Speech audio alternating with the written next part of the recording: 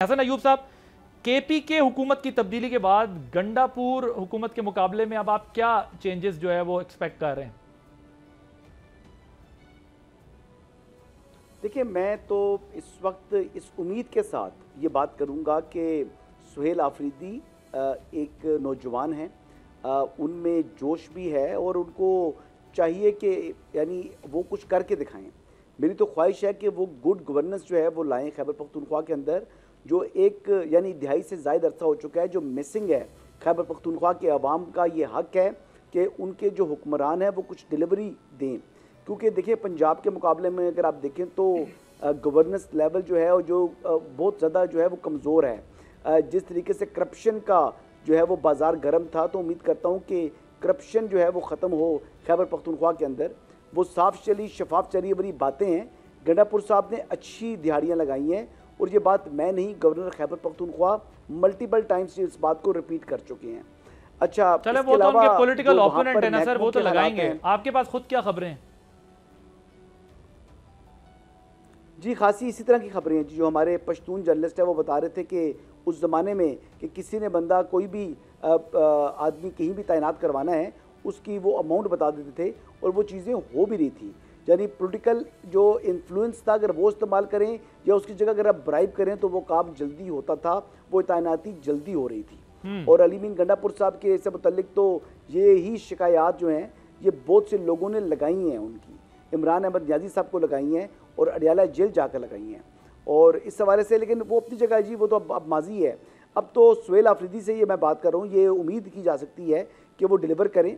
मैं इसलिए कह रहा था कि सुहेल आफरीदी जो है अगर वो डिलीवर नहीं करेंगे, वो खाली जोश खिताबत जिस तरीके से खिताब किया था, अगर इसी किस्म की गुफ्तगू करनी है तो फिर सूबे का अल्लाह ही हाफिज है।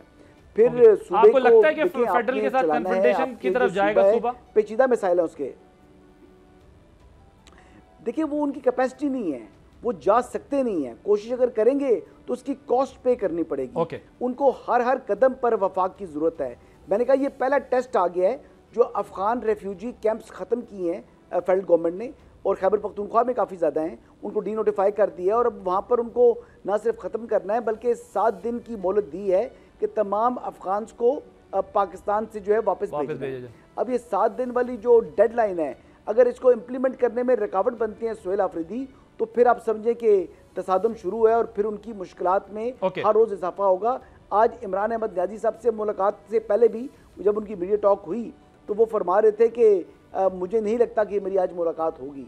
तो मतलब उनको इमरान अहमद नियाज़ी से मुलाकात तक उनकी जो है अपने इख्तियार में नहीं है, तो उनकी रहाई वो किस तरह करा सकते हैं? जी चौई साहब, आपकी क्या अंडरस्टैंडिंग है पीटीआई की नई हुकूमत सिक्योरिटी पॉलिसी के हवाले से जो वफाक के साथ कोई नए रूल्स ऑफ इंगेजमेंट पर बात करेगी या कन्फ्रंटेशन बढ़ेगी? बिकॉज अपेरेंटली ऐसा लग रहा था कि वफाक की तरफ से ये सिग्नलिंग गई कि हम फिर भी प्रोविंस के अगर सीएम के कुछ रिजर्वेशन है उनके साथ बैठकर हम बात करेंगे।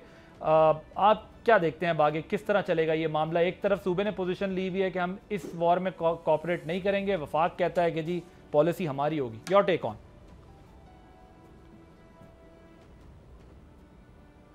देखिए आदिल, एक तो वॉर है नहीं, फुल फ्लेज ऑपरेशन भी नहीं चल रहा।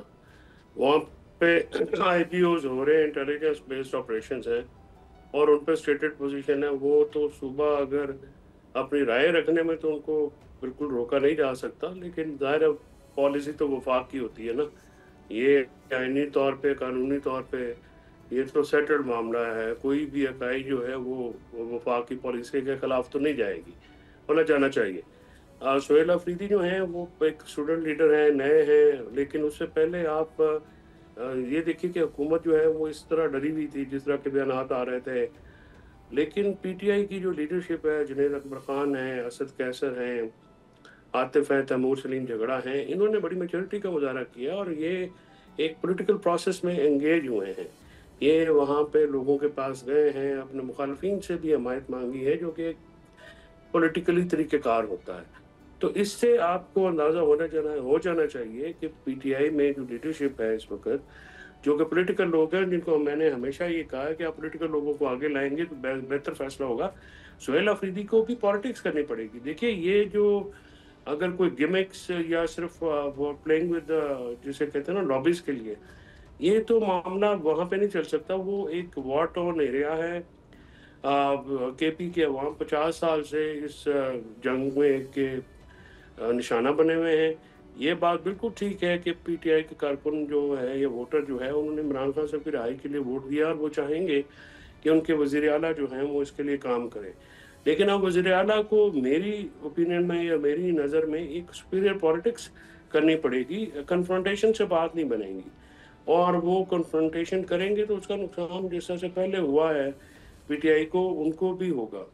लिहाजा एक बेहतर पॉलिटिकल स्ट्रेटजी अडॉप्ट करें। दूसरी बात यह है कि जिनकी कैद में होता है, इख्तियार तो उनका होता है। आज अगर केपी के वज़ीर आला मिलने आए हैं तो क्या हर्ज है उनको मिलने देना चाहिए।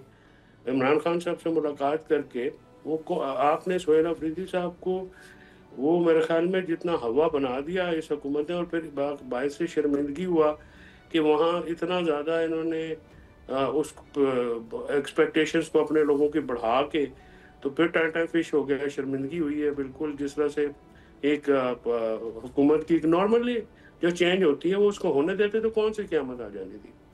तो ये इनको समझ में नहीं आता है कि चीज़ों को हर वक्त एक्सेलरेट करके अपनी सुबकी कराते हैं, अपनी नालायकी ज़ाहिर करते हैं, और फिर जो मैं समझता हूँ कि मिलिट्री डिप्लोमेसी हमारी बड़ी कामयाब रही है। I have a very firm opinion on it. Internationally भी ये उनके कि ये किराए पे भी पानी फेर देते हैं। ये इस कदर नालायक लोग हैं। यानी जो काम एक तरीके से किया जाता है उसको अजीबो-गरीब मतलब उसमें अच्छा चौधरी साहब, जब आप ये कहते हैं, देखें ना वहाँ पे जब आप ये कहते हैं कि इनको बहुत पॉलिटिकल प्रोसीजर अडॉप्ट करना पड़ेगा, एग्रेशन नहीं दिखाना पड़ेगा, अब देखा जाए तो गंडापुर को भी लाने का मकसद यही था। वो बड़ी फायरी स्पीचेस करते थे, बड़े एग्रेसिव थे, लेकिन जब वो पावर में आया ही रियलाइज़ किया यार कैसे चीज़ें ऑपरेट करते हैं, यानी आपकी एक रिस्पॉन्सिबिलिटी भी होती है। बहरहाल फिर भी उन्होंने एक दो एफर्ट्स की कि इस्लामाबाद पर आने की। लेकिन आप जब कहते हैं कि वो बात करें, ये तो सोहेल आफरीदी उनसे ज़्यादा एग्रेसिव हैं और यंग हैं, एक्सपीरियंस ही नहीं है बिल्कुल। गंडापुर साहब का तो फिर भी गवर्नेंस का एक्सपीरियंस था। तो जब आप कहते हैं ये पॉलिटिकली इंगेज करें तो आपके जहन में क्या खाका है, क्या करना चाहिए इनको? मतलब इस्टेब्लिशमेंट के साथ अपने ताल्लुकात को बेहतर करके रास्ता निकालें बानी चेयरमैन के लिए, या डिलीवर करें कि किस तरह, मतलब कौन सा फॉर्मूला हो जिससे इनको आसानी हो? देखिए, सबसे पहली बात तो ये है कि इनको जो अपोजिशन है उसका अलायंस बनाना चाहिए। मौलाना साहब ने जो वहाँ पे पॉलिटिकली वहाँ पे जो हरकत की है वो उनसे उनकी कदर व मंजिलत में काफ़ी कमी हुई है। लेकिन फिर भी एक अपोजिशन को ज्वाइन करना और सियासी बुनियादों के ऊपर मुकदमा अपना लेके चलना, एस्टैब्लिशमेंट के साथ भी मामलात तो हल होंगे अल्टीमेटली, लेकिन उसके लिए भी कुछ तरीकाकार अडॉप्ट करना पड़ेगा ना जी। अगर आप ये कहें कि आप बंदे लेके आ जाएंगे तो उससे तो नहीं होगा। मेरे ख्याल में इस वक्त तो वो शायद आपको पेशावर भी क्रॉस ना करने दें, लेकिन ये तरीक़ेकार से आपको एक सियासी तौर पे एंगेज करना होता है। सबसे पहली बात है, मैं तो बड़ा ओपन हूँ अपनी ओपिनियन में कि आप सियासी लोगों से बात क्यों नहीं करते।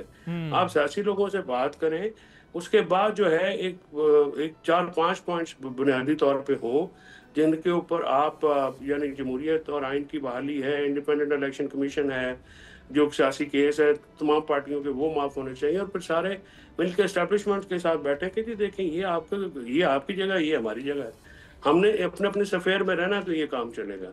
जब भी आपने आइन और कानून पे अमल किया आपको कोई प्रॉब्लम नहीं थी। जब आपने अपनी विम्स एंड विशेस पे किया है तो उसका नुकसान हुआ। लिहाजा एक जो पॉलिटिक्स है, पॉलिटिकल लोगों के साथ मिलकर, जैसे उससे ला के खिलाफ हो सकता है आपके महमूद अचगजई से या नासिर अब्बास से, लेकिन वो सियासी लोग हैं, उनसे गुफ्तगू करना रिलेटिवली आसान है। उनको एम्पावर करें ताकि वो चीज़ों को आगे लेके चलें, और सियासी लोगों से गुफ्तगू का आगाज़ हो। पॉलिटिकल टेम्परेचर नीचे आना चाहिए। बिल्कुल अफरीदी को आप मुलाकात करने दें। ये पंजाब हुकूमत भी वहाँ पे हर वक्त ना रोड़े अटकाए। इस वक्त मुल्क में ज़रूरत है कि इंटरनली एक स्टेबिलिटी आए, और अगर इमरान खान साहब को पैरोल पर रहा किया जाता है तो ये एक बहुत बड़ी बात होगी।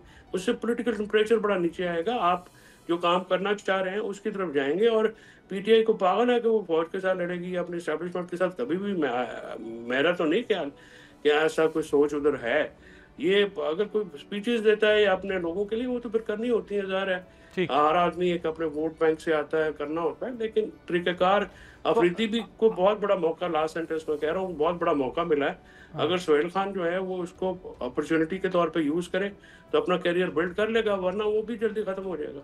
ओके, सब्सक्राइब करें और बेल दबाएं ताकि कोई खबर रह न जाए।